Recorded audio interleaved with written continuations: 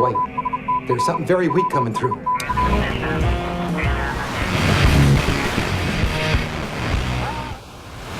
A long time ago, in a galaxy far, far away.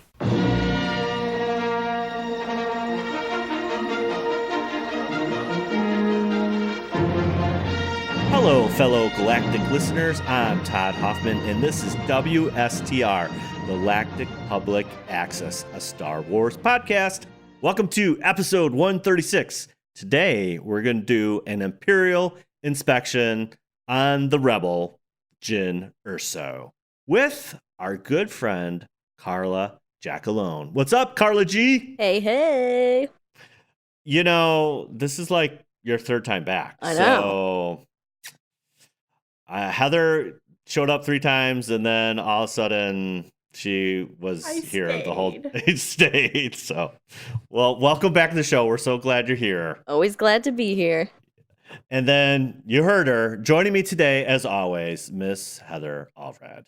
Hey, everybody. I always wave when I say it like you guys can see me. I think that's just a sign we have to go back to live streaming because Probably. First of all, we miss the waving, we miss the cats, The air we don't quotes. have No. the fur babies, you know, those kind of things. So yeah, we definitely have to get back on that. And Mr. Aaron Julian has the night off, so he is in the process of moving and getting ready for school.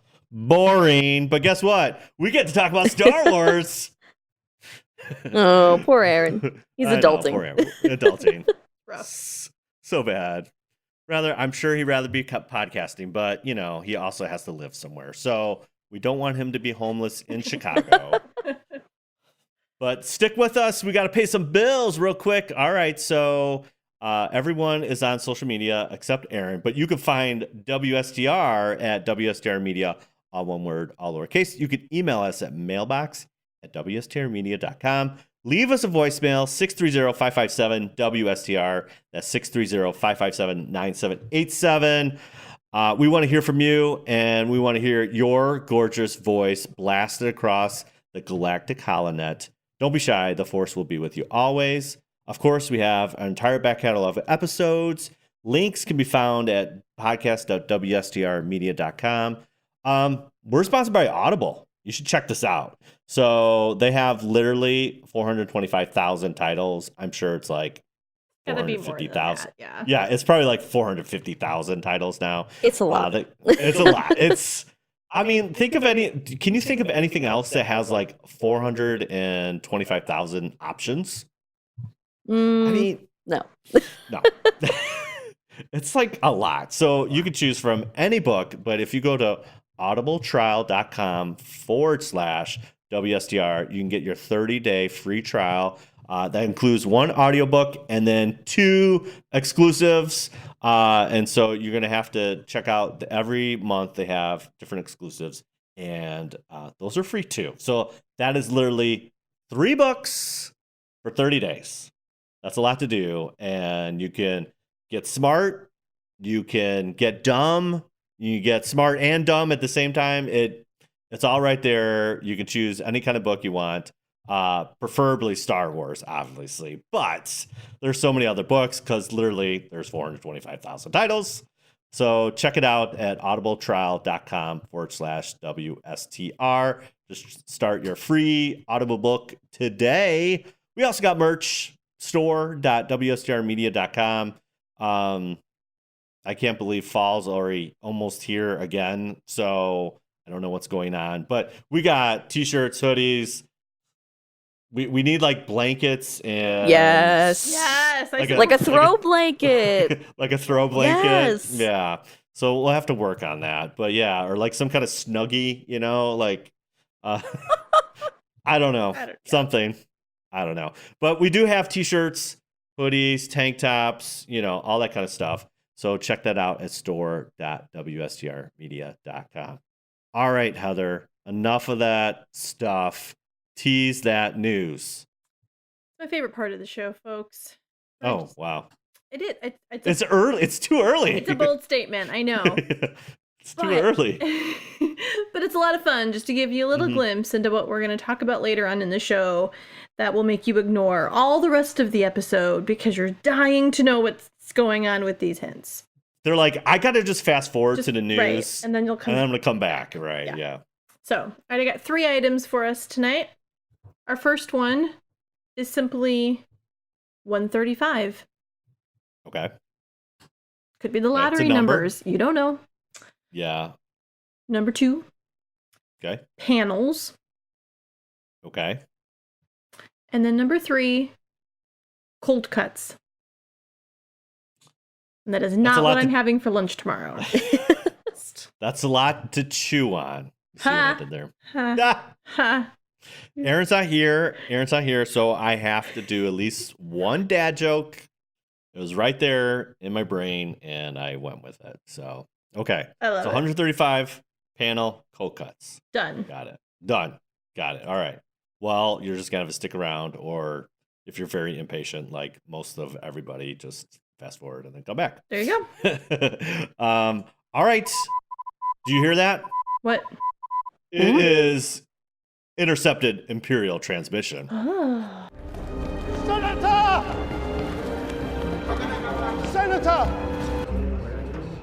Intercepted Imperial transmission, Mom. Every day. I mean, every day, people, we're asking you questions. You just have to respond. That's all you got to do. Okay? So We don't this ask one, for a lot. We just, we just want you to talk to us. It's all good. Okay. So this question was, what is one deep cut cosplay you wish you saw more of?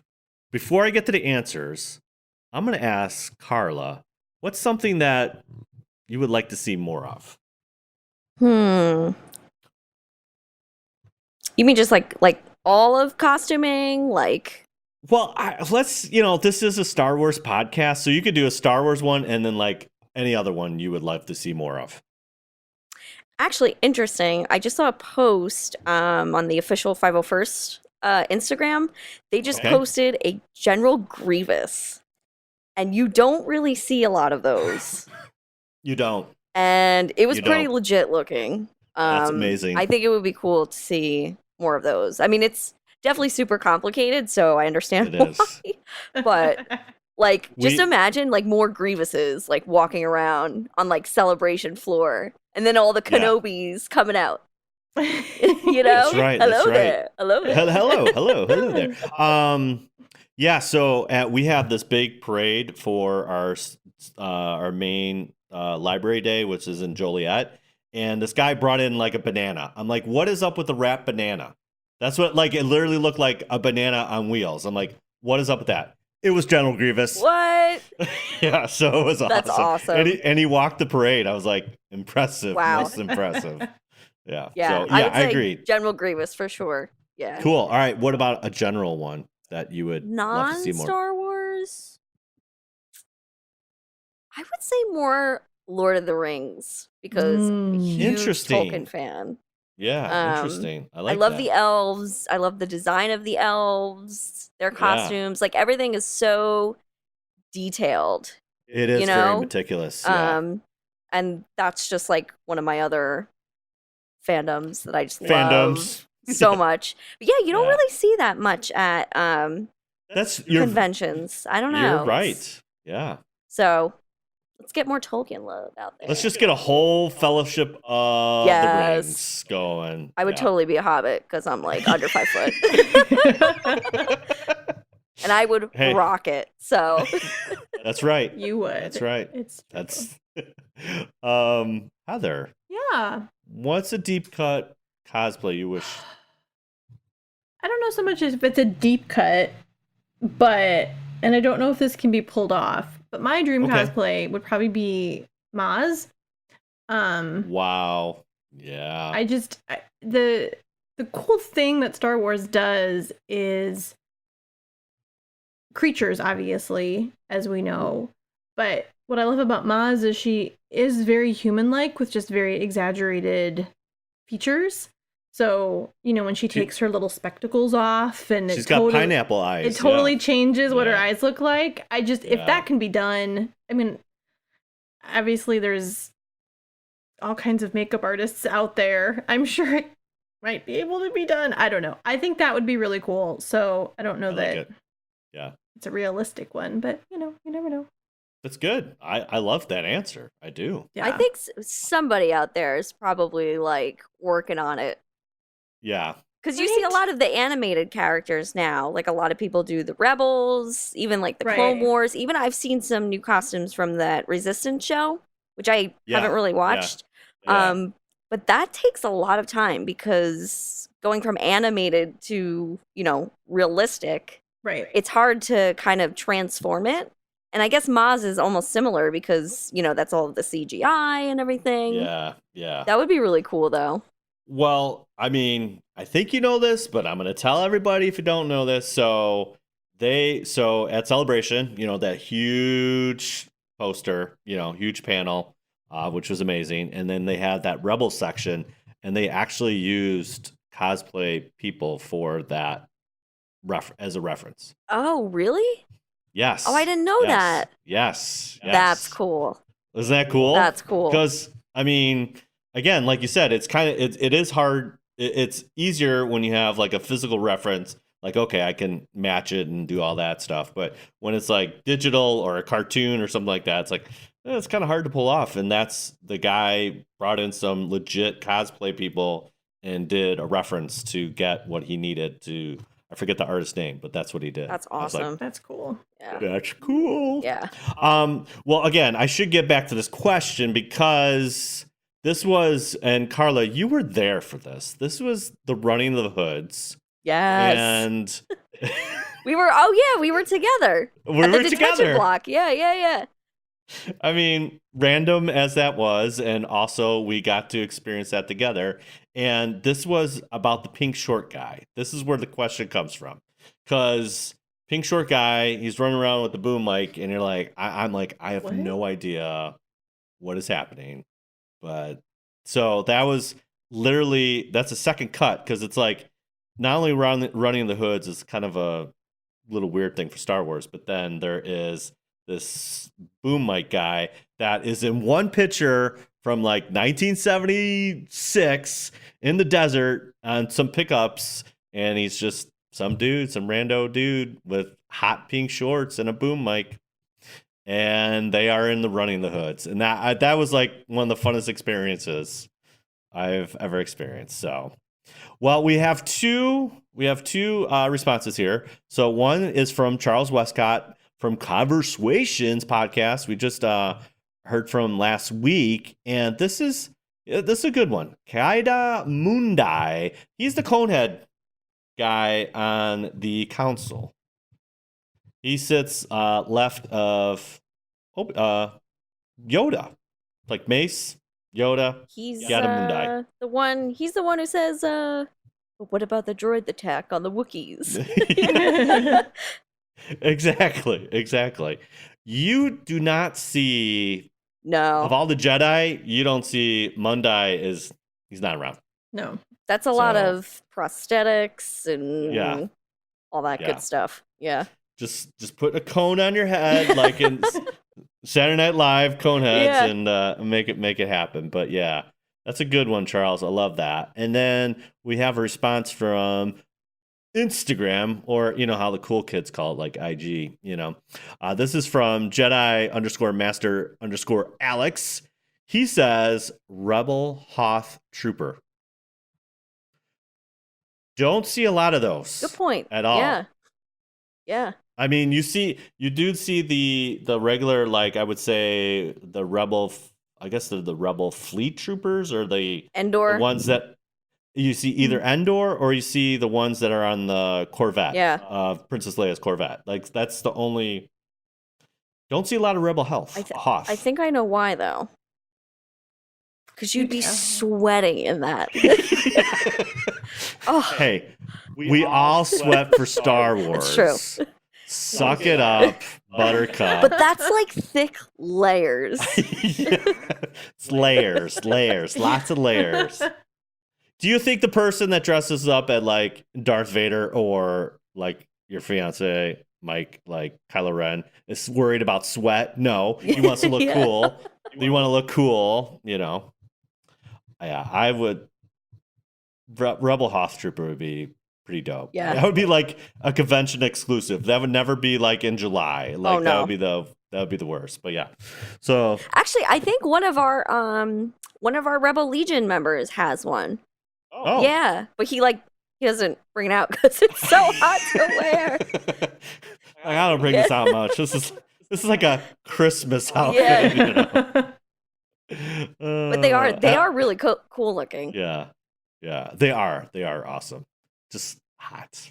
That's okay. It's okay. That's what we do. You know, if you're in the Rebel Legion, 501st, Mando, it doesn't matter. You're gonna sweat. So you might as well go big. You know, I mean, hey, people that dress up as Wooks, they are sweating too. So yeah, exactly. Let's talk about layers. Okay, and then we also have check out what Mike has to say from How Star Wars Is It? Check it out. Hi, I'm Josiah. And I'm Mike. And we're the host of How Star Wars Is It? It's a podcast where we rate and review things like movies. But not of how good or bad they are. Yeah, no, how Star Wars they are. And what does that mean, you might ask? It's a little something like this. If Star Wars was Everybody Loves Raymond, this is King of Queens. If Chris Farley was still around. Yeah, Kevin James wouldn't exist. I have a game. It is called Sebulba or Bulbasaur. Yeah, when he was a Palpatine. Do we have like an animated show that we could pitch? The Emperor and his it takes place Palpatine. at Count Dooku is around his age, plus Yeah, or maybe minus a decade. Maybe like Count Dooku. That's really funny. If that sounded good, Or Star Wars. then check us out on iTunes or wherever you get your podcasts at How Star Wars Is It? And like we always say, may the fourth be with you. Oh, thank you very much, Mike. That's awesome. We really appreciate the little info about How Star Wars Is It. I think that's cool. They just talk about like, hey, is this Star Wars enough? And I think pretty much says it in a name, which is good. You know, it's good. All right, time for Twitter Trash Compactor. Get in there, you big polio! I don't care what you smell! Get in there and don't worry about it! All right, every week we are looking at those polls or trying to do a poll about something that we talked about in the previous week. And oh boy, we had Andy and Josh from Holo Chronicles. We're yakking it up about collecting. Okay, so here's the question. What is your favorite Star Wars thing to collect? And we have 4 choices because that's all Twitter allows us. Action figures, poster art, movie memorabilia, or t-shirt / clothes. Carla, would you pick any of those? This is tough because I Mhm. have sadly, all of my action figures I actually gave away to a younger cousin, so I don't have them anymore, which I'm really sad about now. Wow. But That's love. That's spreading the love. exactly, man. Yeah. I have a little bit of everything. I probably have Right. too many t-shirts. There's literally, never probably, too many t-shirts. But I would say probably the posters and the art. I don't know. Recently, going to Celebration and other, conventions, there are some great artists out there where you can find some really neat stuff. And also, too, recently, Mike is part of an autograph group, and he's kind of gotten me into collecting some of the autographs a little bit. So I think that's something I would put up there as well. But yeah, if I had to pick one out of the 4, probably posters and art. Okay. That's good. Heather? This was really hard. When I saw this come on the Twitter feed, I couldn't answer it because I didn't know what to do. I panicked. You're literally panic, brain freeze. I'm I don't know what to do. Well, it's difficult because I knew t-shirts and clothes wasn't going to be my thing. I love them. I think they're clever. It's just not something I personally immediately gravitate towards. You're dizzy bounding and doing those things. Yeah, you don't need a t-shirt from the store. You make your own. That's right. So then, but I love like all the little plushes that I get. I like the little pop vinyl figurines. So I don't know if that's the Funko. Yes. The Funko Pops. Like those are like my jam. Mm-hmm. They really are. It's horrible. They really are. Yeah, they are. But so I don't know if that's like movie memorabilia. I don't know if that's an action figure. I don't know if it's this like hybrid thing. It technically would probably, if I had to put that, it would be action figures. Right? But they're not like traditional action figures. No. So that's where it got. And so then I just stopped and I said, I'll just defend myself on the podcast. It'll be fine. Right. But yeah, no, the Funko Pops and like my Porg and other things that I'll get at Galaxy's Edge. Maybe you should ask me this after Galaxy's Edge. And I'll let you know. Yeah. I don't know what happened. I just purchased a Disney credit card and everything just kind of came home. You're so cute. I have a Disney credit card. Oh, I should have known. Well, we got, I mean, literally I have 3 of the 4 there. So action figures, poster and art, and t-shirt and clothes. I don't really have a lot of movie memorabilia because that's very expensive, but also very cool, you know? So I picked t-shirt and clothes because I have lots of them. And then like posters art, I love posters and art because I have a lot from like Comic-Cons and everything else in between, but now I'm out of wall space, so I don't collect them anymore. Yeah. I was kicking hard for a while. I was kicking hard for a little bit on that. But really, a lot of this poll like got like a lot of activity. And Andy and Josh were helping us out, and Andy went on this whole thing about ceramics. He collects ceramic stuff and like did this whole under subtweet thing about, he's like, thanks a lot. Now I just spent an hour talking about ceramics. I'm like, Now I could also get behind coffee mugs. Okay. Yeah. I'm just saying. Yeah. Obviously there's a lot of franchises. There's a lot to collect in each of the franchises. Like we just mentioned Lord of the Rings and all that stuff. But I feel like Star Wars it's a deep dark hole. There's so many different tangents you can go on that even, you know, like Josh was even saying he collects signatures now, and he said he has a Peter and a Carrie, you know. Wow. Oh, wow. That's you know, and so obviously, because, you know, hate to see him be not here anymore, but that value and that moment where he got both of them signed is obviously right. Ooh, should invite him to the group that we're part of. He would probably love it. Probably, yes. You know, every addict, you know, all the addicts want more addicts, so it's all good. Yeah. Come join me.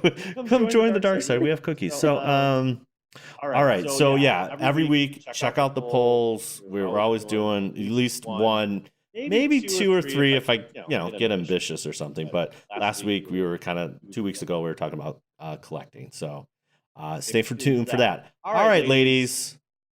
I think it's time for our main topic. And now for our feature presentation. All right. So, as I mentioned earlier, Carla has joined us at episode 96. If you're not familiar, check that out. She talked about all her 501sts, and I'm sure in Katina chat, we're going to get a little bit more update on that there. Oh, yeah. Oh, yeah. She's been busy. And then we had the pleasure of meeting you at Celebration, and that was so much fun. I love that we got to do that and had an opportunity to do that. And we recorded episode 119 about all our reactions and what we thought of Celebration Chicago. So check that out. But we're here to talk about The Rebel, one of the first rebels, I think. Jyn Erso. So obviously she is the main protagonist in Rogue One, which came out in December of 2016. But there's two. I know Carla's read these because we were chatting a little bit because we're geeking out about this. But there's two books that you should definitely check out. The first one is Catalyst, a Rogue One story by James Luceno, and that came out in November 2016. So it a little before Rogue One hit the theaters, but really this is more about Galen Erso and his little love for crystals and kyber crystals, and really how him and Krennic kind of form this relationship. Because I'm going to use air quotes here. They're on an energy project, and that's kind of. I'll leave it at that. It's really a prelude to how Krennic and Galen have a pretty significant bond, and they are researching for the Death Star, DS1.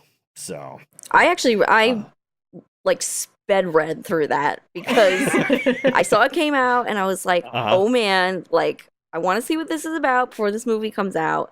And like once you read it and then you watch that opening scene when, he's coming and he's, know, and then Lyra says, oh, he's here, Saul, he's here. Like you get it, like it connects everything. And then it just makes that meeting like much more like, tense. You're like, oh, Yeah, and he goes like, the project has stalled, and it's like, well, what project? What are you talking about? Like there's enough there you can get a little bit there. The other book came out in 2017, May of 2017, and it's by Beth Revis, and it's called Rebel Rising. So this book really is about Jyn's childhood, and it's a young adult novel. But I think there's enough meat there that it's definitely worth a read. There's a lot, I would say, that you kind of, when we get to Rogue One, in which we're going to spend our time here, you kind of understand a little bit more of why Jyn is Jyn, I guess. A little bit more behind it, which is good. And you also get a little bit of Saw and what he's kind of doing. And why he, at that point, when we get to Rogue One, rebels are like, oh, he's a little on the extremeness side. So you kind of get a little bit more of that in Rebel Rising. So definitely check out those two books. They're a great complement to what we're going to talk about tonight. But so let's dive into Jyn Erso. Okay, so if you haven't seen Rogue One, hit pause? What are you doing? What are you doing? Press pause. Press pause. Go watch Rogue One. Come back. All right. Welcome back, everyone. Great. Okay. So she basically, from Wikipedia, human female soldier, former criminal, pivotal member of the Alliance to Restore the Public. Okay. So she is a daughter of Lyra Erso and Galen Erso. Okay. And one thing you're going to notice right away, I don't know if you girls noticed this, but Lyra kind of dressed up like a Jedi. Kind of. She pretty much has like an Obi-Wan Kenobi robe going on, man. And she's a devout member of the Church of the Force, which is, if you get the visual dictionary, okay, another book, here we go, more books. Get a visual dictionary of Rogue One. You get to see an up close of her costume, and obviously she gives Jyn a kyber crystal because she believes in the Force, and this is the same Church of Force or Church of Light, which is, you also see this of Lor Senteka, and he's the old guy that meets Poe at the beginning of the movie of Force Awakens. That we still know nothing about. Yeah. Yeah. He's also part of that, which basically means a non-Force yielder, but still believes in the Force. Church of Light, Church of Force. There you go. And then, which is great because this always happens in couples. Galen He's a scientist. He likes the crystals. He likes the kyber crystals. So yeah, that's her parents. That's her background. Obviously, when the film opens, as Carl alluded to, Jyn gets basically her father gets captured, and her mama wasn't taking it. She didn't want to go, and the Death Troopers kind of did what they do best and Took her out. She got and so now she has to hide from them, which I really do love this scene. I think it's pretty intense, real quick. Mm-hmm. What do you guys think? Yeah, I think it definitely set the tone for the movie. I don't know. Like, I felt like Rogue One as a whole was definitely more gritty than the other movies we've had up until that point. And I don't know, it was just different. Yeah. And when I first saw it, I actually wasn't sure if I was gonna like it or not. I was like, it's a little strange way to start, but okay, let's do it. And it's actually now probably like in top 3 out of all the movies. Okay. So yeah, but I like the tone that it set. Yeah. How about you, Heather? Yeah, I mean, it was interesting because I remember being like, there's no opening crawl. How am I supposed to know what's going on? Right. I'm confused. Just read the opening crawl of A New Hope and you got Rogue One. Okay, go ahead. Yeah. But yeah, so I think, to have it start with this very dramatic opening is very familiar to us. This is how action science fiction movies start. There's some very big Disney thing that movies. happens. Yeah. And so, and of course, just done beautifully. I mean, I think you had 4 very talented actors. If we're talking about mom, dad, Krennic. Sorry, that name just was on the other side of the room. It took a minute to get to me. And then the young girl that's playing Jyn at the time. A very, very dramatic opening. And I remember the first time watching it, kind of having the same reaction to Carla. I was like, I don't know. This just doesn't feel like the other films I've seen. And it seemed to move fast. And I was like, what did I miss? I feel like I missed something. Because now she's a grown-up. And she's being found by Forrest Whitaker. Yeah. What did I miss? Right. Well, she was an adult. I mean, she was in the hole for like 5 years. Saw Guerrero came and picked her up right away. Come, my child. Come. We have a long ride ahead of us. But we see that. I mean, again, this is kind of every. I knock on Disney, but basically, every hero story, you kind of have this thing that propels you. And Luke had it with his aunt and uncle, that propelled him to get off of Tatooine. He's like, I got nothing left. The Empire destroyed that, and in a sense, the Empire took away Jyn's family as well. And she's left kind of with the weird uncle of Saw Gerrera to take. You find out there that there is some family ties there. They know each other, but she doesn't know him. So she's off. And then, like you said, Heather, we kind of fast forward, and this was in the preview trailer as well as what we see. She's in a prison. So all of a sudden now she's up, and now so you're like, okay, so little girl now is in prison. So obviously she did something bad, and and then you get a great introduction from K2. Congratulations, you've been rescued, and she gets choke slammed, and there you go. And done. And okay, here we go. So how do you perceive Jyn when she's in front of the rebels? I'm going to start with you, Carla. What do you think? I feel like it's hard because, like, I feel like after reading Rebel Rising, like, you kind of have a different spin on, like, how she views the rebels because of what she's seen with Saw and, you know, the partisans and his whole group, you know, and, like, she even asks them, like, what is this? Like, what are you guys doing? Like, are you trying to make peace, or are you just all, like, a bunch of terrorists, like the Empire say you are, you know? Yeah. But I feel like she's, you know, when she's sitting at the table and they're, like, grilling her, and Mon Mothma's like, you know, oh, it's fresh start for you, and she, like, can't really trust them. She's like, Yeah. you know, oh, I thought I trusted Saw and his rebels, you know, and now I'm here. So, like, what do you want from me? And I think she knows, too, that everybody knows, like, who her father is, and, you know, everybody's looking for her, so she's trying not to give them, you know, too much information.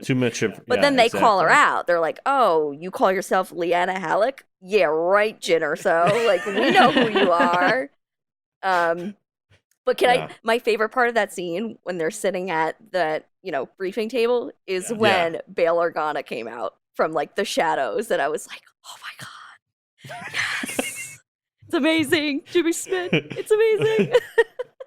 But yeah, I think she's just totally, like, you know, she's got these walls up because her whole life has been, you know, even as, like, a little girl, like you read it in Catalyst, like, all she's ever known is, you know, having a home and then being displaced by, you know, war or having to run away from, you know, the Empire and Krennic. And, you know, she's never had that solid, you know, home, or, I mean, she's had her family, but then again, like, her father is captured, and then she's like, you know, oh, I thought you were going to come back for me. And he kind of abandons her, so she doesn't trust anybody. And she has that line where she's I'd rather think of him dead. You're like, whoa, okay, now she's got daddy issues. Yeah. Heather, what do you think? Yeah, it was interesting because as I was prepping for tonight's episode, I was like, wow, you can really just sort of take the galactic world out of it, like take Star Wars out of it. And she's a kid who basically got picked up by foster care and got transferred somewhere, got picked up by some random family, and is literally just trying to make it on her own. But then I stopped because I was like, no, because it's a heavier world that she's in. This isn't just about, like, am I going to make it to college? It's, you know, survival. It's legit survival. Which is why I really enjoyed her initially in the round table of King Arthur's court. Just communication, because you can tell that she's just absorbing all of this data around her. And then, like, it's like those, like, funny moments in a TV show where they do all, like, the math equations around the person's head because they're trying to figure things out. Like, she's taking all this data in and literally calculating, like, how do I play this hand that my new hand. So interesting. And what does that look like? And so, which I think builds a really beautiful character arc, as we'll talk about, of where she ends up ending up. So so then that's well said, very well said. I won't say any more because then I'll be repeating what you just said, so I'm just gonna leave it right there. That's great. So then, you know, really the next scene, she's going with Cassian and K2 to go on this. The connection is Saw. They're trying to get to Galen. It's trying to connect the dots, and next stop is Saw Gerrera. And she's like, got a pistol. She's already got a blaster. And she's like, and Cassian's like, where'd you get that? I found it. You know? And K2's awesome. He's like, I find that very highly unconvincing. I just love K2. I just love this movie. But yeah, so they, they go on this little adventure, and now they're going to Jeddah, which is the last kind of known hideout for Saw, and it just happens to be also a religious kind of sanctuary where people travel to go commune with the Force. There's that other kind of, again, no Jedi here, but a little mystic in there. The Wills, right? And the Wills, yes. Yeah. And so they're on a mission to get to Saw because they want to get to the pilot, blah, blah, blah, da, da, da, da. And so now you kind of see Jyn a little bit in action. And there's a couple good things, like when things kind of heat up and they know something's going to happen. Not only does I really like, there's two scenes I really like in this is she saves a little baby girl who's crying in the middle of this war. It's like everything got real quick. She gets that. And then the other thing is she just takes out the stormtroopers like a nightstick, which is fantastic. Mm-hmm.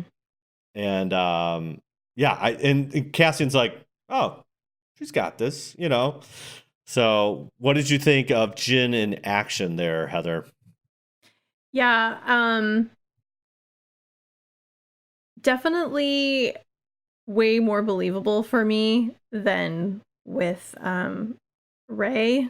I hope I'm not destroying other people. I know, I'm so sorry. But Okay, it here we makes go. sense. I mean, Yeah. If she truly was, a child warrior and fighting and living off the streets and whatever, she looked out for herself. So it felt believable that she could just pick it up and do what needed to be done. Right. So, but It felt like she was in a couple skirmishes. That's what it kind of felt basically, like. yeah. Yeah. But what I loved then from the storytelling perspective, about Jyn is that moment where she can spot the crying child and recognize where, and not like how her priority is, but see the situation and calculate it, I guess. Maybe priority. I don't know. Yeah. All right, Carla, what do you say? Well, I think like just to Heather's point, like it's kind of like a priority, but then she sees like maybe she sees herself in that little girl too, and she's like, oh, like gotta scoop her up, get her out of the way. But yeah, I would say definitely more believable than Rey. Again, it's like, oh, sorry, not sorry. No, but again, it goes back to like if you read the Rebel Rising book, you can see like where that thick skin comes from, I guess, so to speak. And she was in the training. Right. She just she knows the situation. I mean, you could also, I think I love that scene too, is like Cassian kind of, oh, there's a guy on top, something's gonna happen, and like you said, she kind of knows what's going on. I mean, I guess like with Rey, people argue, oh, she's a scavenger in a desert and she's on her own. Yeah, but the combat is different. Jyn's dealing with, infiltrating, Imperial bases or whatever it is that she's doing. And it's more of like warfare, whereas Rey is just kind of like self-defense, I guess, if that makes sense. Yeah. So yeah, I can definitely agree with that. But I actually like the Jeddah scene in that. Yeah, I know. It's so good. And then so fast forward a little bit, she meets Saw again, and they have this great kind of she's still pissed. She's like, you left me on a planet, dude, when I was like 15, but to Saw's defense is like, listen, you don't even look like me. And there again, everyone that I was hanging out with was kind of putting two together, and they were one step away from finding out that you are part of a scientist that is part of a bigger project called Stardust, which we that's alluded to in at the beginning of the movie, but also in Rebel Rising. Go read Rebel Rising. It's just the project's called Stardust, which is the Death Star project, and that's kind of getting circulated a little bit. But yeah, Saw and her have this great thing, and she has the best line, I think. It's, would you want to be in a system that has, I forget what the exact line is, of course I'm going to butcher it, but it's one of the greatest lines. Is basically, Saw's like, you want to have where the Imperial flag is waving, and she's like, it if you don't look up, you don't see it, in a sense. And I'm just like, what she said? Oh, it's not a problem if you don't look up. Yeah. I'm like, dude. Burn. But it goes to the reality of the situation. Like, I'm trying to just do my own thing. I don't care what flag is up there. I'm just doing me. I don't need the bigger picture, And but then I think the best part of this movie is, well, there's so many good parts, but when she gets the message from her dad. Carla, what say you about this scene? It's interesting because that's when you really start to see the shell crack. Yeah. Yes. Yeah. Because she really doesn't know where he's been. He could be dead for all she knows, and to see him, right there in front of her with a message that's, directed at her. It's right. like, whoa. And not only that, like, it's not only seeing her father for the first time in years since she was a little girl, but he's also telling her, hey, BT dubs, they're building this planet killer and you got to stop it. Oh, thanks, Dad. Okay. Yeah. So it's like a 1-2 punch for her. Like, whoa, that's my dad. But then it's like, whoa, now I gotta basically save the universe. Cool. Right.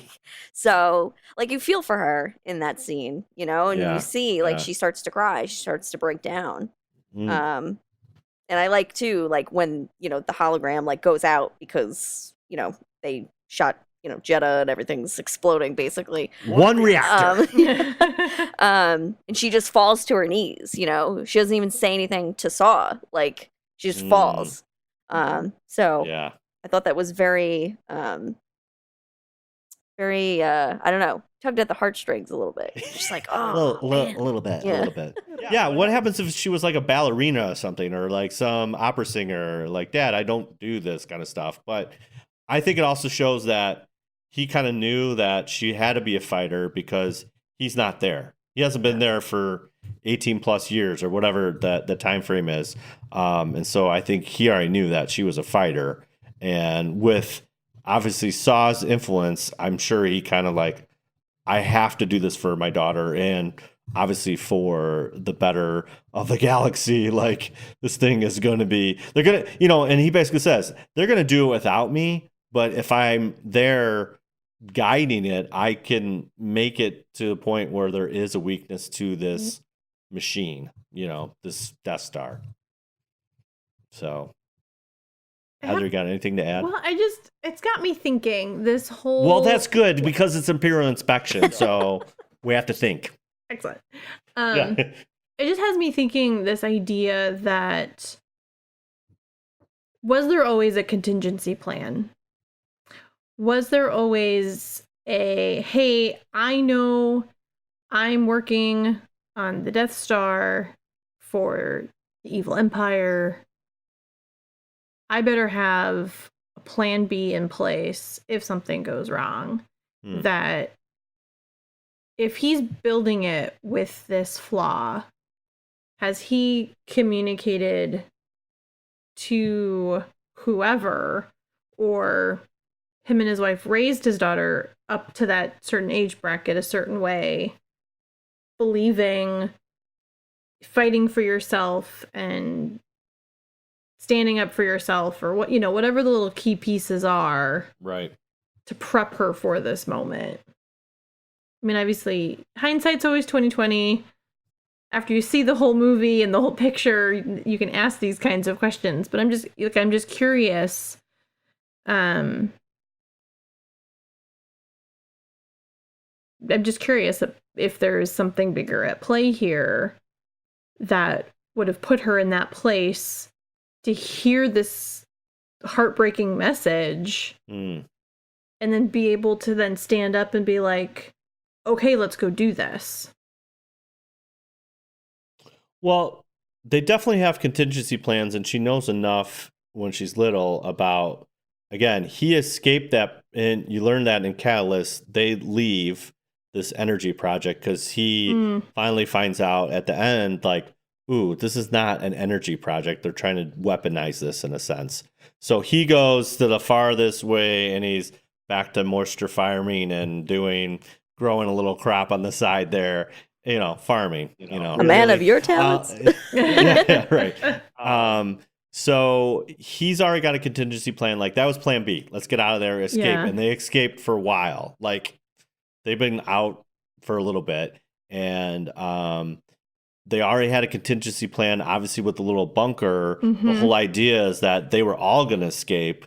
And at this point, they're like, they wanted, at least Mom and Jyn to go, but now it's just Jyn. So they had all these things. They already kind of planned this out, and she knows about that. I just don't know, if he was already thinking about this before he got picked up again. Like, ooh, maybe I should put something in a weakness, because I don't think he knew the scale of what they were trying to weaponize. He knew it was going to be a weapon, but he didn't know to the scale. So I think, again, it's just what he said in the message is like, I had to stay there. I couldn't escape. And that's where I think, again, he's leaning on somebody like Bodhi Brooke, who's like, this is not good. It's not the Imperial you signed up for. This is not the Empire you signed up for. And if you believe in yourself, you can, make a difference. And so he had to get that message out, Yeah. So, okay. So read the message. Death Star blows up Jeddah, and they escape barely. And now, of course, there's a little contention because no one saw the message except Saw and Jyn. Saw decided to stay. He's like, save the dream, save the rebellion, peace out. And go Run! I will run no longer. Dude, Saw Gerrera lines are the best. They're the best. You must save yourself. We'll just like our Imperial inspection of Saw Gerrera. It's just him talking the whole time. I will run no longer. So no one saw it. Cassian's like, did you see the message? And now we're getting a little nitty gritty, because now he got the message from the rebellion. Yo, see Galen dead. See him in sights, you kill him, because we don't want any more of this getting out, or because he's the key to the project. Little do they know it's fully active at this point. So they go to where is that lovely rebel base, or no, the Empire base? Edu. They go to Edu, and they're trying to sneak, and Jyn finally gets to see her father. And then the rebellion shows up and bombs the place, and another heartbreaker. What did you think of this scene, Carla?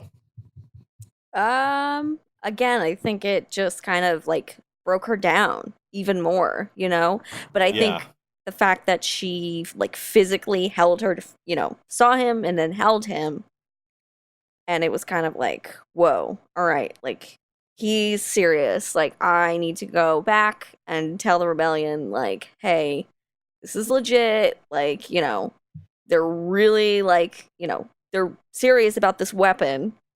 I gotta convince them somehow.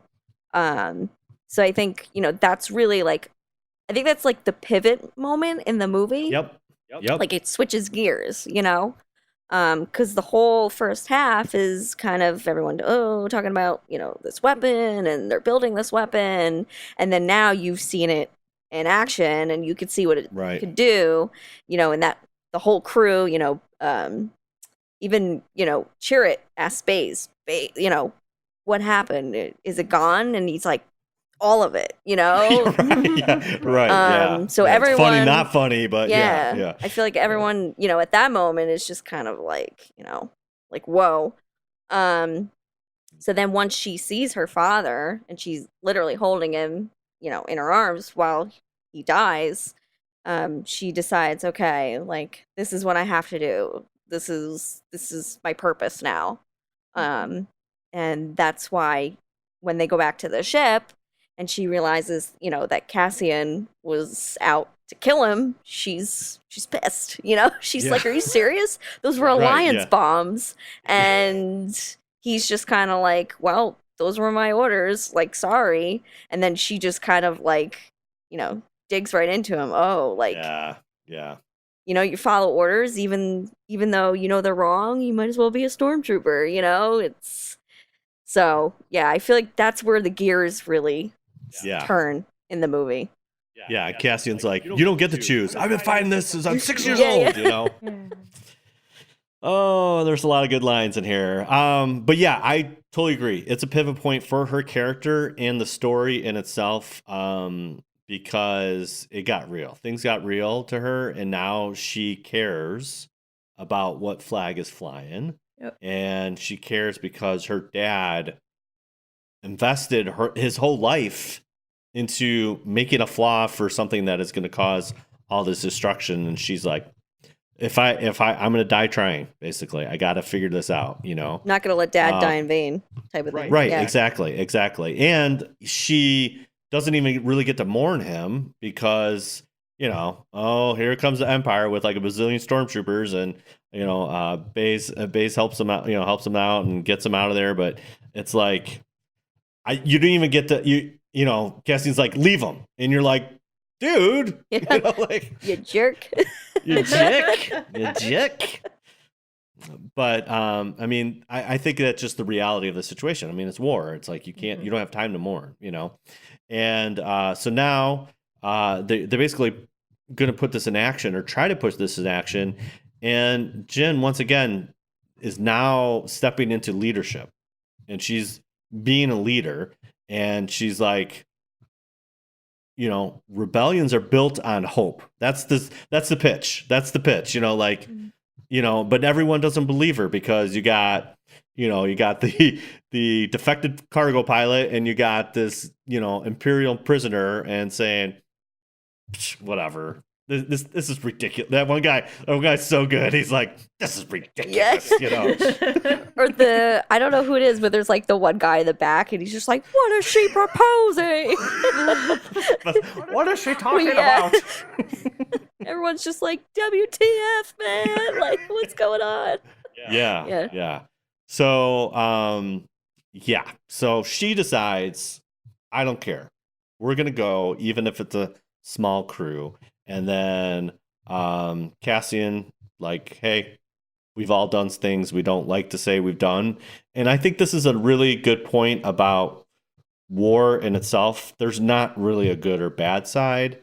There's just it's just unfortunately there's things that have to be done to make those things happen, either good or bad. And and they're like, hey, we've done things and we're not happy about it, but we want to make sure that whatever we do doesn't go for naught, and we fight something, worth fighting for, So get the band back together, and in a sense, and they're going to do it, whatever it takes, it's like Avengers. So whatever it takes. So they have that great line. K2's like, Jyn, I'm gonna follow you, because Cassian told me I had to.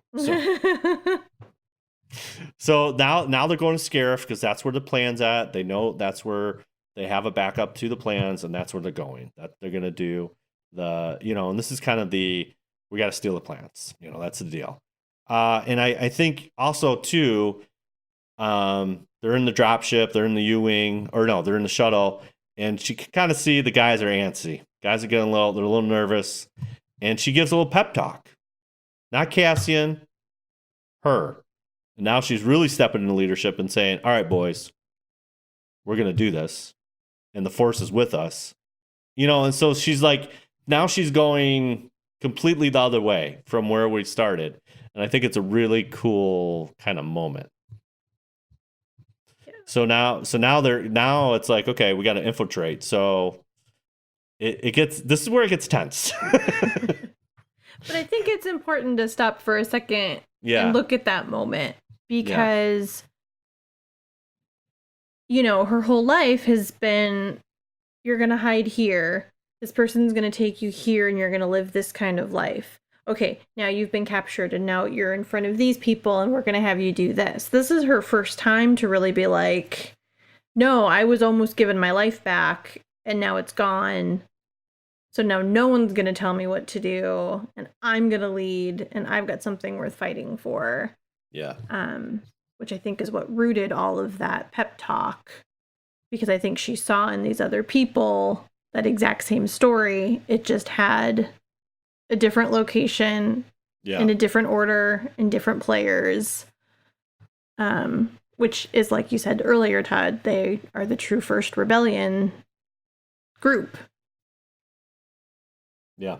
And then it all goes crazy. It does, yeah. And then it all just... Yeah, but I think, again, it's like she's like, I'm stepping up now. I don't care what this is and, who's going to be behind me. But I know if my father believed in it and I got to try to keep that legacy going. And like Carla said, not let them die in vain. Like, I have to do this, but she's bringing in some of what her mom taught her too. So it's like this kind of night, she's merging everything and the walls are down now. And she's like, all right, I'm not this punk street kid anymore, just trying to survive. I got a purpose and I'm going to do that. And I'm hoping to have other people behind me to help me fulfill that, Yeah. So, get into the base, blah, blah, blah. And then she starts looking through the plans and she's going through a bunch of different projects and all of them are little Easter eggs. The first one is hyperspace tracking, The Last Jedi. Then you kind of go down Darksaber, that's in Clone Wars. Then she gets to Stardust. Pause. That's what her daddy gave her, a little name. And you find out in Rebel Rising as well, that's the actual project name for the Death Star is called Stardust. So ding, ding, ding. That's the one. And, now they have hope in a sense because she knows for a fact that that's what my dad called me. So here it is, which is ingenious of Galen to do that. So what happens next, Heather? What happens next? Sorry, there's just a small disturbance in my household. Is it cat wars? Oh my gosh. Yeah, there may have been two cats and they may have gone after each other. It's totally fine. I'm a grown-up. It's fine. The lightsabers are out. It was fine. Everything's fine. Everything's fine. Yes. So, all right. So we left off that she found the file called Stardust, right? Is that where we're at? Yes, that's... Cue Heather, go. So, wow, it's been a long time since I've seen this movie. I hope I'll do it justice. But yeah, the whole climbing up the thing, I remember to get to it. And then, wow. The music, this is my favorite music. Oh, sure. It's my favorite music. It's called Master Switch because they're looking for... Love it. If I'm driving to a troop, I'm listening to this right now, man. It's just, it gets me, like when I first saw Rogue One, it was like, the music's okay. But then once I got the soundtrack and kind of listened, and after I've seen it multiple times, this one is my favorite track out of the whole thing. And it's, but literally I listened. And in fact, when we were going to Celebration, I'm like, I'm going to Chicago. I have to listen to this real quick. I'm sorry. Okay. So Jyn's working on that, trying to get it from the big tower server thing. I don't know what to call it. Oh yeah.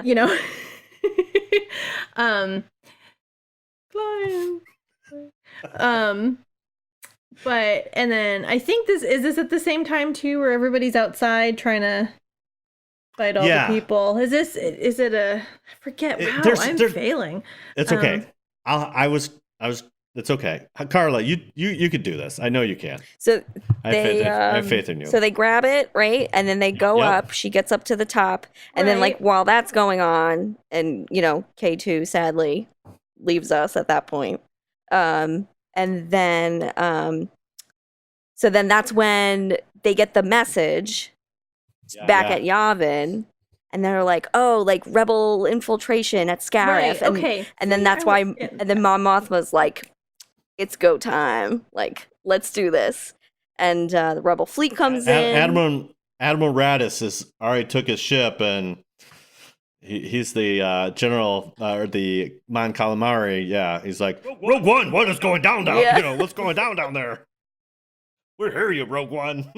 So this is where you have, like, you know, like, they split it off between, like, the big space battle, and then, you know, like, the ground battle, and then, like, the smaller, you know, like, more personal battle that's going on. Right. And, you know, then we slowly lose, you know, Bodhi, Baze, Chirrut. And then, you know, she gets to the top, and, you know, she goes to put the thing in, and then it says, what does it say? It's an unaligned reset radar dish. antenna alignment. And you're just like, really? Yeah. Like, what? You know? But then, you know, she does that whole thing, and then when she comes back, Krennic's waiting for her. Punk. And she's just like, do you know who I am? You know, like, and he's kind of just like looking at her, and she's like, I'm the daughter of Jyn Erso. I'm back, you know? And I actually kind of like that she didn't kill him. I thought it was just kind of, you know, ironic and just well written that, you know, he was destroyed by the very thing that he was so set out to create and have, you know, put out. But I like, you know, when she goes to, like, go after him after he gets, you know, shot by Cassian. And she goes to, like, lunge at him because she's angry, and he holds her back, and he's like, no. He's like, don't do it. Like, almost like, it's not worth it. Like, we got to get out of here. You did what you came, you know, you did what you came to do. Let's, you know, let's book it. Well, and I think Cassian also at that time also knows, like, killing a person doesn't solve that hole, you know. I mean, we don't know about that with Cassian, but I'm sure if his parents got killed by the Empire, maybe he sought revenge of a Imperial officer, whoever. It doesn't, that doing that act of vengeance does not get that person back, or, you know, your mom back, you know. And I think that was a good moment too. Like, hey, he's done. He's okay. You know, he's done. He's fine. Let's get out of here, you know. So then they have this. Then okay, here's the question. Kind of look at each other here in the elevator. Are they kissing? What's going on here? What are they thinking here? What's happening? Lay it on me, ladies. What's happening here? I don't know. It was kind of weird. You're just like, I don't know. You were kind of thinking, like, are they gonna go down that road? Like, it's a little weird. But I'm glad that they didn't. Yes. Yeah. Yeah, I think we can agree that we're glad they didn't go there. If they want to hint at it, that's fine, and let us decide. But I mean, at first I was like, oh, they're gonna go Hollywood and they're gonna kiss, blah blah blah. But I think what it really is just like they went to war together, and then there's that you're sharing that together. Like, we accomplished that. Like, we pulled it off in a sense. They know at this point that this transmission have been sent, you know, and I think they just share that moment, and there's just some breathing, but obviously we're so entranced in, like, a movie, like, oh, they're gonna kiss, you know, like, because it's just them in an elevator, you know, and but then they kind of know this is also kind of it at this point. The Death Star has fired. And they could see the blast from a couple miles away, and that this is another kind of interesting scene, I think. It's just like, well, here we are. We're on the beach. Like I love this setting too because it's like a tropical setting, and it leave it to the Empire to destroy something that's beautiful. So yeah, so they didn't. The newsflash or spoiler wording, they didn't survive the blast. But there's that moment, they both kind of like they know they're gonna end, but they at the same time they know that they did what they're supposed to do. Right. So, what have we learned from Jyn as we wrap this up? What have we learned from Jyn? What do you think, Carla? I don't know, because she's still kind of like a mystery. She's still got that little bit about her where it's like you can't quite figure her out. You can't quite unwrap her or unravel her easily, But I would say, I don't know, just kind of like stick to what you believe type of thing. Yeah. Yeah. Just Okay. have hope. Right. Yes. Yeah. Well said. Heather? Yeah. Jyn is one of those characters that I find I really like her, and then I don't like her. Right. It's, I think we look at Princess Leia, and I think we all just love her. Like, we love her at the beginning, we love her development, personally, I love her in the sequels. She just holds herself in this really great way. Right. I think we look at Rey, and there's kind of a couple camps that you can fall into. But for me, I remember first watching this movie and she's like, I don't really like her. She's not really my go-to kind of gal. But then I watched it again and I was like, no, I dig her. Like, she's got some spunk and some fight. But I think this kind of goes in, to Carla's point, or for myself who's not read the books. So I'm only getting film information out of her. She's still kind of a mystery to me. I don't know all about her. I don't know the pieces that I might need to know.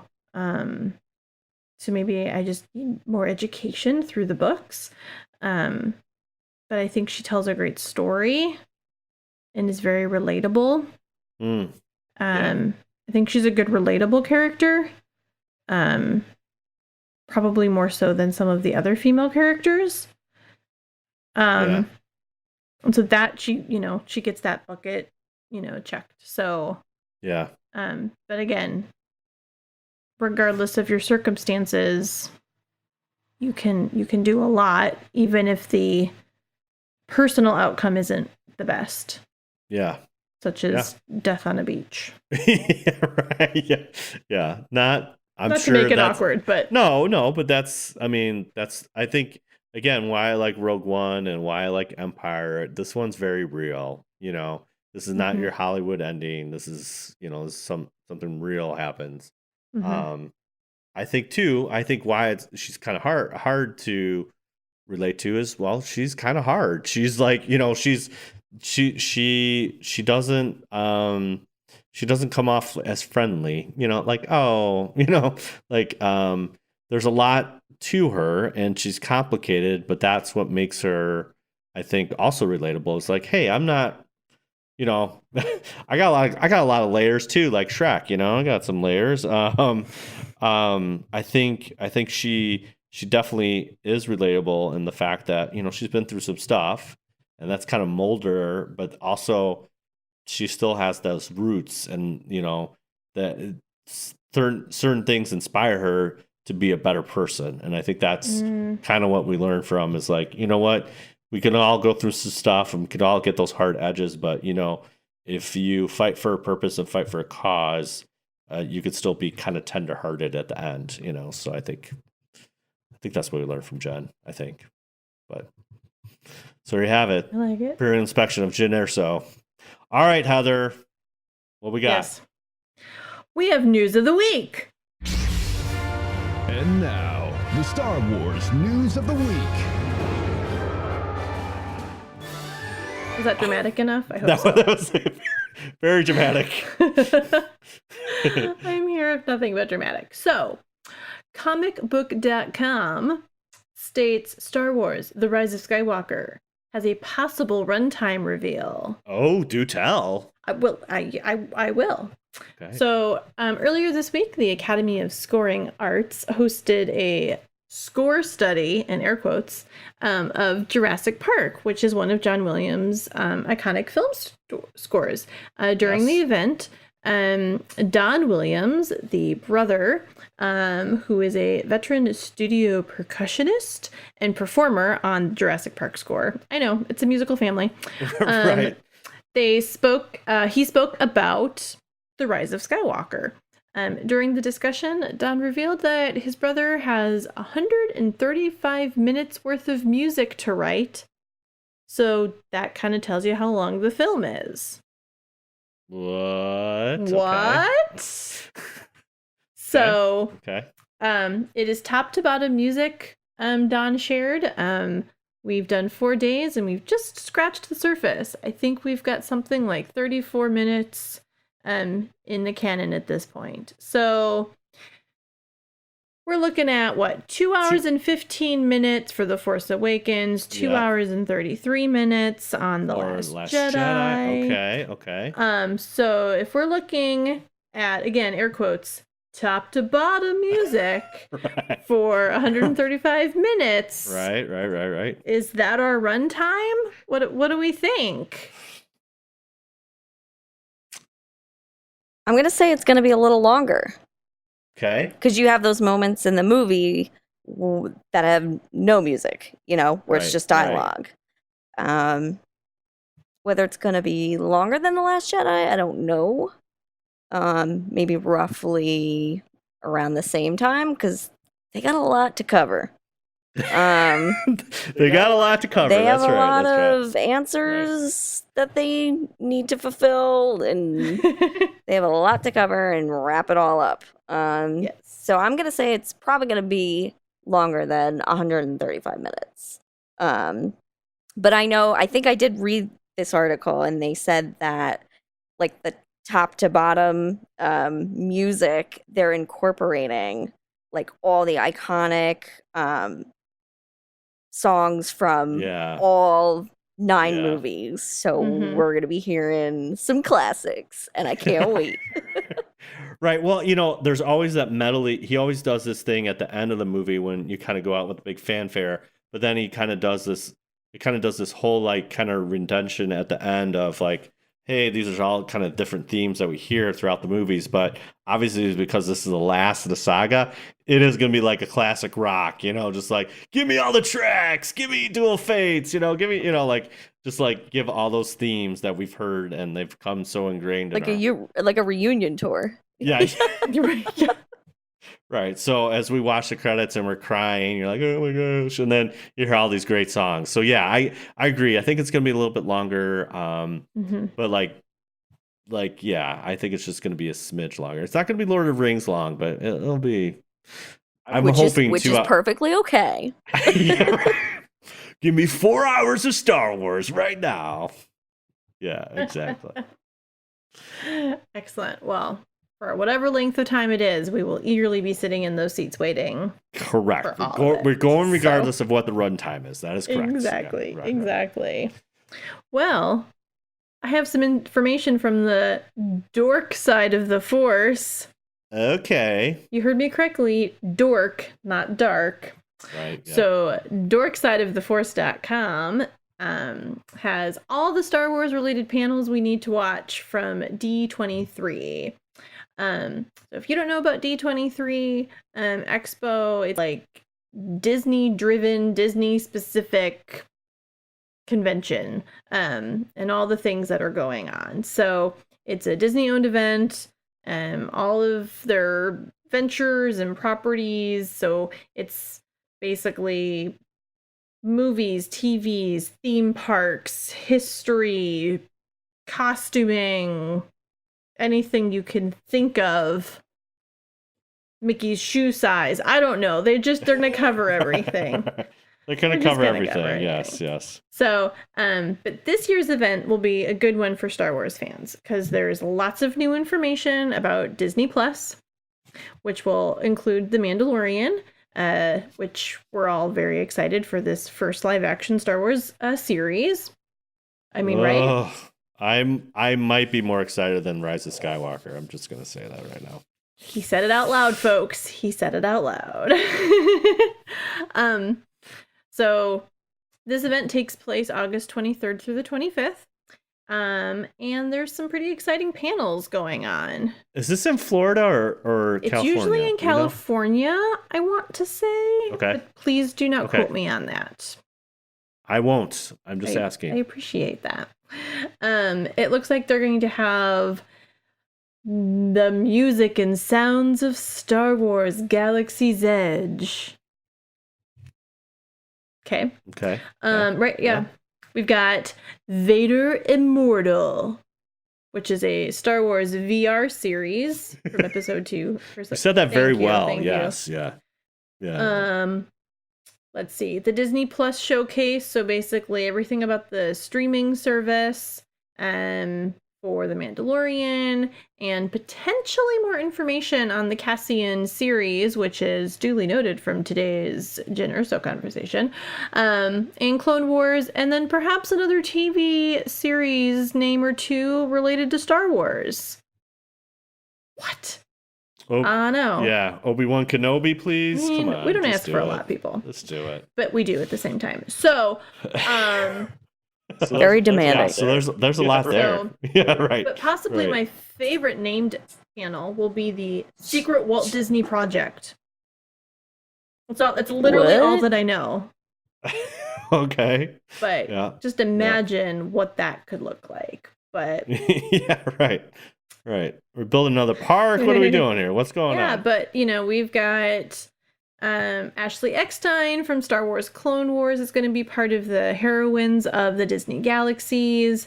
We're going to have a sneak peek of experiences and products within Galaxy's Edge. Merchandising. There it is. And then inspiring women behind Star Wars Galaxy's Edge. So, I mean, they're kind of covering everything. Cool. So, yeah. There it is, Anaheim, California. Just had to wait till the end. There it is, right there. Yes. So, but that's pretty exciting. Just the fact that Disney has plans and is keeping it all in motion, and right? Yeah. Here we go. But now we're gonna say FoxBusiness.com says Disneyland Star Wars flaps. Now employees' hours are getting cut. Dun, dun, dun. So I feel like that's fake news. Well, this is fake news. Well, this is kind of going back. So they recently, Iger, they had like a stockholdings meeting and basically said, hey, not everyone showed up. I think Star Wars kind of scared people away. And Disneyland is the smaller of the parks, and they kind of restricted a lot of the, pass holders and what they can do. And they didn't make as much money as they thought, and not enough visitors. But they also upped the prices of the tickets, and there's only one ride there, and it's Star Wars, and people are like, I'm not waiting in line for like 5 hours and blah, blah, blah. So, but and Florida, Disney World is obviously the bigger of the parks and has a little bit more traffic. So I'm interested, Miss Heather, what your experience is going to be in a couple weeks. Got to report back. Report back. Yeah. Well, it's funny because, YouTube, there's a lot of YouTube, oh, no one's going to this park. And then you see people on Instagram or on YouTube like, dude, there's foot traffic. It's not empty. But, there was at the beginning saying most of the park, for those like first couple of weeks was pretty empty because no one wanted to deal with that in a sense. And so I don't think it's any fault to Disney. I think it's just like people recognize the brand and recognize, well, okay, now they have this land that's all dedicated to these crazy nerds, and they're just gonna invade. And I think a lot of people just got kind of scared and just said, I'm just gonna wait. Stay far away. Stay far away. So really, all this article says, employees are now working under 40 hours a week. Now it's 30 to 35, and again, don't want to see anybody lose their job or lose time. Yeah. But I think once that other ride opens up and you got that going on both parks, I think. Don't worry, Disney's not losing money. I just feel bad for the employees that were like super excited, and now they got to get cut for a little bit. But I think it's going to pick up. I think it's just, I think it's just new. I think once they have more, like the more the rides are open, and I think once they get over that hump of like the first year, because again, I think you said it's because everyone's so afraid of like the crowds and the standing in line. Like from what I've heard, like everyone's been able, like walking through is not the issue, but then like you have to wait to get on like the Falcon, but that's because it's the only ride there. Yes, right. But apparently the Cantina has been the longest wait so far. Yeah. So Lindsay, my friend Lindsay, who lives out in California and is a pass holder out there, she has stated, she's like, you can get to everything except the Cantina. She's like, there's a line that you wait in to put your name in to hopefully get into the Cantina. Right. It's a pre-line to the post line. It sounds like Comic-Con, like. But having been to Disneyland several times, I've obviously not been there since Galaxy's Edge opened, Yeah. If I understand Disney, they plan very well. They understand crowd control. Yeah. But I do think because of some of the limitations, like you said, Todd, that they put on some of the pass holders, is I think that's where a lion's share of the crowds went away. Because they just were like, we don't want to deal with it. Yeah. So you want my hot take? This is kind of off a tangent, but here's my hot take. I just got this funny feeling, man. I really think Batu, Black Spire, whatever you want to call it, is going to be in the Rise of Skywalker. Interesting. Maybe. Why is John Williams scoring theme music for the park? Why are they? I mean, there's enough there where I'm not saying they filmed at Disneyland. I'm just saying like it's more. There's a lot of name dropping in books now, and there's a lot of history there. There's a lot of they're dropping books. I mean, or dropping Black Spire, dropping Batu in these books. And there's an investment, and there's some mingling. I think we're literally going to see it on film, and you want to get people to the park, right? It's supposed to be Star Wars. It's in the movie. Oh, well, now I got to go there. I mean, it's just like makes sense. They're sneaky like that. Yeah, they're very clever like that. I just have this feeling. I feel like not only do they want you to feel like this is a Star Wars experience, but what better way to tie that in? You put it in the movie, and it doesn't have to be long. We go after Goo Goo Gaga for William Hood that runs 1 second into a film. If we have 15 seconds shot of Black Spire, like you could spin this many different ways. You can say, and it don't even get me started on Hondo. If they show Hondo live action, people are gonna flip their lids. And he's at the park. He has the Falcon. It's like there's so many. There's Lando. Oh, here we go. I don't know. I just have this feeling, and that's the other thing that I think they're missing the mark is there's no classic trilogy yet at the park, right? The only thing they're doing is sequel trilogy, and I'm really thinking they're waiting for this movie to come out and really drive that, and then they'll drop in the old people, I don't know. I just have this feeling. It's an. That's my hot take. That's my hot Woo! take. Well, on that note, All right. Get us out of here. Get us out of move here. us along to Cantina Chat.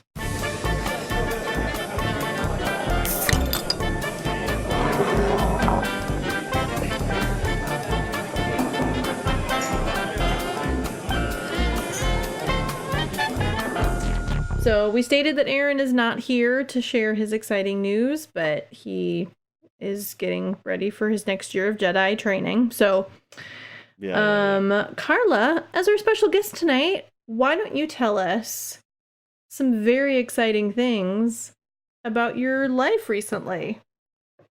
Not that I don't know, because I'm trying to be all whatever about it. So it's been pretty busy. As far as nerdy Star Wars stuff goes, I just recently got one of my Rebel Legion costumes approved after working on it for quite some time. I want to say like almost a year now. About. Wow. Yeah. Wow. So it's my Resistance Octo Ray, so the one with the gray vest and the gauntlets and that one, and then the one where she's on the rock and she's practicing with a lightsaber. So it seems So you got 3 outfits for Rey? so it's I have the Jakku, Jakku? the Resistance, and then the Octo training one, which is they're technically like both almost the same. One is just with the vest and the gauntlets, and then the other is without the vest and gauntlets, and then the arm wraps are changed. Interesting. But pants and boots and belt are all the same.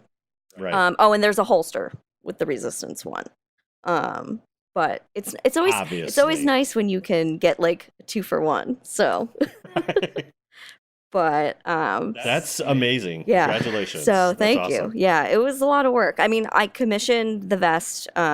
I got the vest and the gauntlets commissioned because that's tough. I'm not quite at that level yet of sewing. You're not like a Jedi masterclass of sewing No, yet. no. Right, yeah. But the pants I constructed, the shirt I had made, but then I had to make some fixes. So, me and one of my friends, she was like so awesome. She helped me fix the collar and everything. And I really thought that they were gonna like come back with some, changes I needed to make, but my judge was like, They're "Yeah, like, no, you're good to go." And I was Fabuloso. I was like, "What?" Like, really? So got that approved, and now it's on to Jyn. Hey. Hey! But Do you have any material for Jyn yet, or you're just starting? I finally have all of my pieces. Okay. So all I have to do is just make little tweaks here and there, and then I will be ready to submit. Dude, I'm afraid for can't that. stop. I'm afraid for Can't that stop, one. won't, yeah, can't stop, won't stop, right? There's just so much with that costume. But yeah, the pants were the piece that were holding me back. Because there's just a lot of detail and everything. So I found somebody to commission those. So that was the last piece I needed. So You know a guy that knows this girl that can do it by Tuesday of next week. exactly, Here we yeah. go. Right, yeah. Yeah. But it's actually very convenient that it happened now because I'm going to be cutting my hair very soon. And it's going to be in a style that will be easy to do the Jyn hair, which is the little bun, and then you have like the face frame. So Yeah. I'm excited. Interesting. Yay! Wow. So she'll be That's submitted commitment. soon. You're like, I'm cutting my hair Yeah. for Jyn. Yeah. But then doing Rey and Leia is gonna be like, "Ugh, what do I do?" Yeah. Interesting. So, but Awesome. yeah, that's been the gist of the Legion stuff. Well, and I don't know if you said this on Facebook or Instagram or whatever, but you're looking at all these costumes. You're like, oh, or like all the different like character stuff, and I was like, you're a bold one. You're like, yeah, I would love to do this Amidala. Like you listed like all these different things. I was like, wow. I was daydreaming like hardcore. Yeah. Whether they all actually get done, I don't know, but yeah. Yeah, but like you said, the 2-for-1 deal, that's good stuff right Exactly. there, Yeah, that's good. Heather? Yeah. Oh, You have some right. news? I have to news. share? Yeah. So, I got a package in the mail today with like 90% of my Jawa completed. It's very exciting. Jawa in a box. I realized that the stress of my life, I wasn't going to be able to do much, so I commissioned a Jawa for the 501st, and I put the mask on before we started recording, so that'll take some adjusting with like my glasses and the mask and everything, but I'll figure it out. It's gonna work. You'll be a blind Jawa. It will be fine. Just listen to the voices and just follow them. It'll be fine. So no, but that'll be good. And then, so I'll do like an official try on here probably tomorrow, just with the schedule of my life. But then I ordered the bandolier, to go with it. So I'm just praying that, I'll be able to kind of rough it up a little bit so it looks a little bit more aged. Just 'cause I don't know what the condition will be when I get it. But I'm just take it and just like smack it in the driveway. I'm not kidding. I literally was gonna be like, I wonder if I can just like go to the grass outside and be like, Carla, you're so violent. Smack it against a tree or something. I don't know. Just introduce it to the earth. I don't know. But it gives it that authentic beat up look. Go. Right. And then people are looking and you're like, I'm doing this for cosplay. Understand. So you don't understand. Yeah. And then as you're rolling around like on the beach, with your Jedi. True fact. That's what Sir Alec Guinness did before he became Obi-Wan Kenobi. He rolled around in the dirt. These are the. So that's what you gotta do. So yep. And then I'll put my boots together. And then I will ask someone to take some photos of me. Todd has raised his hand, so that's great. And then I'll figure out what submission looks like and be a part of this crazy organization. Right, yeah, that's and then exciting. I'm going to Galaxy's Edge, and I'm going to build droids that have like remote controls connections, and then I'll dress up as a Jawa, and I'll play with my droids, and it'll be the best day ever. Life will be good. So, yeah. I'm excited. I know. It's so much fun. It's such a fun costume. So you're gonna love it. Yeah. And then I'm gonna look at the budget. And... You have a Jawa costume too? Yes, right? I do. Yeah. I thought you did. And then I'll have to get the sound glove at some point so I can make all the fun noises. Yeah. That's awesome. Definitely. Yeah. So that's my big announcement. Other than I totally got to be Marsha Brady this weekend. Oh boy. You have to bring that up here. I'm so mean. You are mean. No. She was so kind. My son Jordan got graduated college, so congratulations, Jordan. And one of my buddies, Jason, he was like, "Hey, I'm gonna throw." It was like kind of crowded with a bunch of people, and it was like there's a football on the ground. He's like, because my son Trent like dropped it, and he's like, "I'm gonna throw it to you." And when I had a balloon in my hand, and he threw it to me, and it like bounced off my hand, it hit Heather right in the face. No. But Marsha Brady got her bloody nose. That did not happen to you. I have no bruising. I'm no black eye. You are. That's good. You are a mean person. That was total. It was 1,000% accident. I don't blame anybody. It was sort of comical. Yeah, it was. It was just funny. Yeah. Anyway. Now you're never gonna let me down. So it's like, hey, remember that time? I would never do that. Hit me in the face with the football. Yeah, I do. Yeah, thanks. Oh man. Well. Todd. Oh, okay. Yes. What so, have you been doing? So that's why I went on a deep tangent, because I'm reading Crash of Fate by Zoradia Cordova. It is a Galaxy's Edge kind of. It's about Galaxy's Edge, and I'm reading it right now, and it's pretty good. But I'm reading it. I'm like, there's so many like plugs about Galaxy's Edge, and that's when my mind started going. I'm like, this is pretty heavy-handed. I'm thinking, because they're calling out like actual places in Galaxy's Edge, and I'm like, like Hangar 7, and the whatever that Ithorian guy is, with all the trinkets, and I'm like, dude, it's gotta be in the movie. Gotta be. So reading that, because there's another book coming out in November called Black Spire. So yeah. Lot going on in Galaxy's Edge. Did that, and just the other day it was National Night Out, so I was able to troop, which was a lot of fun. I always love doing that, and so that's for kind of police and safety and firemen and stuff like that. So got to do that with a couple troopers, and I sweat for Star Wars. I love it. So did that, and that was a lot of fun. So yeah, that's pretty much it. Very cool. Ooh, well, that was a very exciting episode. So I'm going to put a bow on top of it as our present to you, the listeners. Oh, right. I tried to be fun. It didn't work. So anyway, we're laughing. We're laughing. Yeah.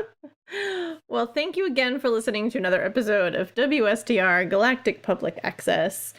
Please check us out on our social media. We are WSTR Media. It's all lowercase. It's all one word. And we always want to hear from you. So you can comment on our posts. You can tweet us. Answer, Twitter trash compactor time. Instagram. Todd's going to ask all kinds of crazy questions. I do. Yes. Tell us what's going on. You can also email us at mailbox@wstrmedia.com or leave us a voicemail at 630-557-WSTR, which is 630-557-9787.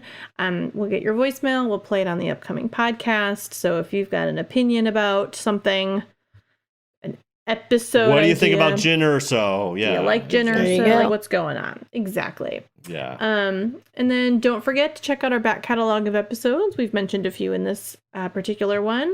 That's at podcast.wstrmedia.com.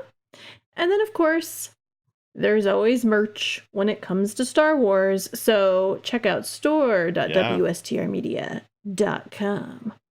So, Carla, if our fans, who are now your fans, want to check you out on the social media with all of your 501st Rebel Legion things, where would we... She's doing an outfit a week, people. Just follow her. Keep up on that. Where would they be able to do that? So you can find me on Instagram. My tag is Carla Marie, GIAC. So again, that's at Carla Marie, GIAC. And also, if you'd like to follow my local 501st and Rebel Legion Instagram pages, we are the 501st Northeast Remnant Garrison, and that's the Instagram tag at 501st_NER. And then our Rebel Legion. Nice. That's easy. That's easy. And then our Rebel Legion is at Deveron Base RL. I will spell that one out. It's at DEVARON Base BASE RL. Excellent. And if you and what's the origin of that? What is that? Deveron? What is that from? Well, it's the Deveronians. Yeah. And they have the horns. So Jersey Devil. I see. Yeah. I see now. Yep. Thank you. So, and you can search for our Facebook page as well. So, if you want to give us a follow there. Excellent. Follow, like, all that kind of stuff. All the things. Awesome. Or if you're interested in becoming a member of the Rebel Legion or the 501st, do it. Do it. That's it. Do it. Really, yeah.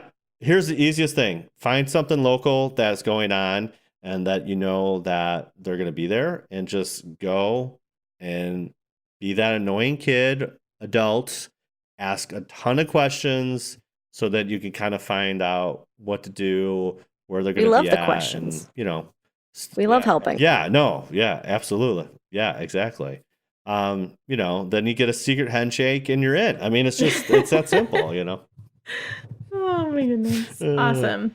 Well, Carla, seriously, it's been a blast. I love having you on the show, and we have to have you on more, because if we don't, the next time you're on, you would literally have like 20 costumes. And the whole episode will just be you like, okay, and I did this. I'm going to have the whole Amidala wardrobe. Yes, yeah. I just went all episode 1 this time. I'm gonna do episode 2. No, but always a pleasure having you on. I really appreciate you. Thanks for having me, guys. I always have a great time. Love talking to you. Yay! All right, what do we got next week? Episode 137. Let's talk about something Star Wars related. We'll figure it out. You never know. We might actually be in the same room at the same time. It might happen. Every once in a while, stars align and stars align. The Death Star aligns over Jeddah and single ignition reactor. Yeah. Explosions, lunar eclipse. Those kind of things happen. So anyway. Ready? I think so. I think we're ready to finish this. So yeah, Carla, you know the drill. Fans, you know the drill. Let's do it. Okay. Now this is podcasting. Oh yeah, that was good. That was a good one. That was a good one. I was very proud of us.